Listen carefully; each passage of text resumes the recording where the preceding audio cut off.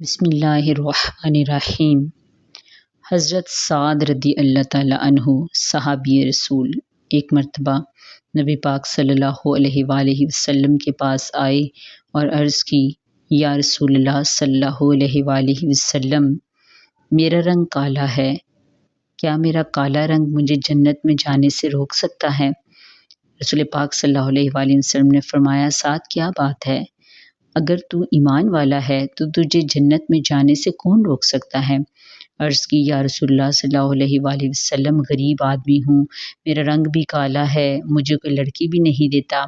آپ صلی اللہ علیہ وآلہ وسلم نے فرمایا، ابھی عمرو بن وہب ثقفی ان کے پاس جاؤ اور ان کی بیٹی کے لیے رشتہ مانگو۔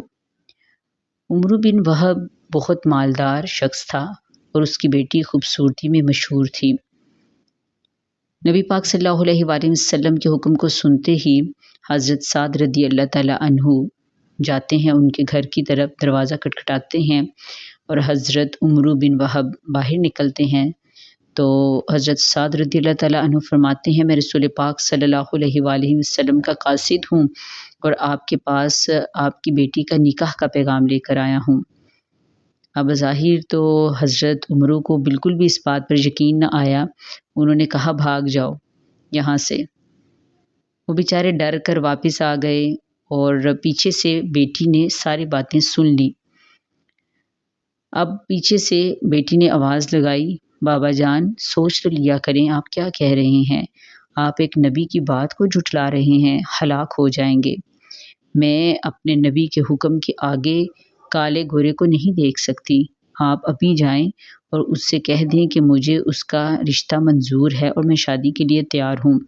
فوراً ہی باپ پیچھے بھاگا اور آپ مجلس میں پہنچ چکے تھے۔ حضرت سعد رضی اللہ تعالیٰ عنہ مجلس میں پہنچ چکے تھے۔ حضرت عمرو بھی پیچھے ہی گئے تو رسول پاک صلی اللہ علیہ وآلہ وسلم نے انہیں دیکھ کر فرمایا، عمرو تم نے میری بات کو ٹھکرا دیا ہے۔ انہوں نے کہا، میرے ماں باپ آپ پر قربان ہو جائیں، یا رسول اللہ صلی اللہ علیہ وآلہ وسلم، خطا ہو گئی ہے، معاف کر دیں۔ آپ نے کہا، پھر اپنی بیٹی کا نکاح اس سے کر دو۔ ان کا نکاح کر دیا گیا۔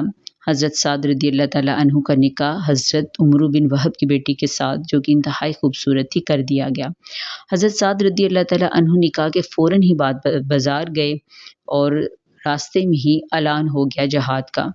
وہیں سے ہی میدان جنگ میں چلے گئے اور وہیں پر شہید ہو گئے، اور رسول پاک صلی اللہ علیہ وآلہ وسلم نے ان کے جنتی ہونے کی بشارت اس سے پہلے ہی دے دی تھی۔ سبحان اللہ۔